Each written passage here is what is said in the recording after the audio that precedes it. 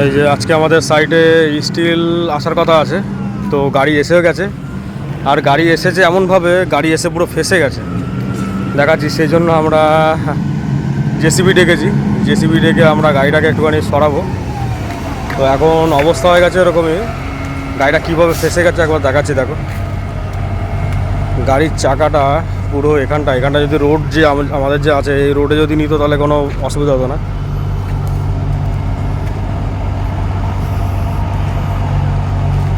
তো গাড়ির পুরো টেলার পুরো এইভাবে ফেসে আছে পুরো এখানে,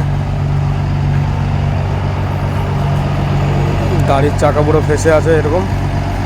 এখানটা এতটা পরিমাণে কিচার আছে, কাদা আছে, আমি দেখাই এদিকে ঘুরে। গাড়ি পুরো ফুল সোর্স দিচ্ছে, কিছুই হচ্ছে না, পুরো কাজ কোনোভাবে কোনো কাজ হচ্ছে না, পুরো গাড়ি ফেসে আছে। তো এখন জেসিবি দিয়ে ওটাকে হালকা করে ধাক্কা মারে ওটাকে সরানো হবে।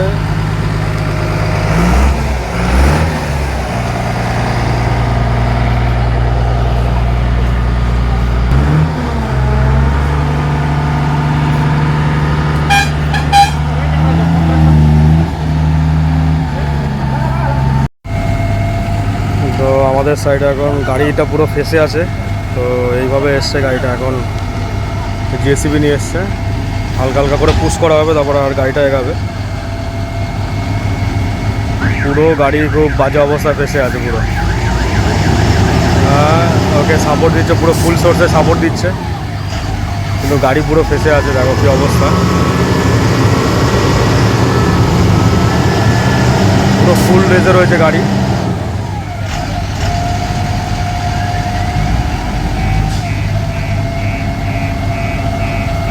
তো সাইডে কত রকমের কত চ্যালেঞ্জেস আছে একবার তোমরা দেখতে পাচ্ছ। তো তো সাইডে শুধু কাজ করলেই হয় না, অনেক রকমের চ্যালেঞ্জেস আছে। সেই চ্যালেঞ্জগুলোকে প্রতিকূলতার সাথে আমরা পার করি, তারপরে আমরা কনস্ট্রাকশন লাইনে এগাই।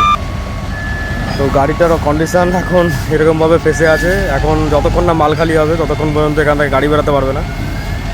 কি পরিস্থিতিতে ফেসে আছে, সকাল 5টা থেকে এরকমভাবে ফেসে আছে, এখন বাজে বেলা 11টা, 6 ঘন্টা ধরে গাড়ি ফেসে আছে।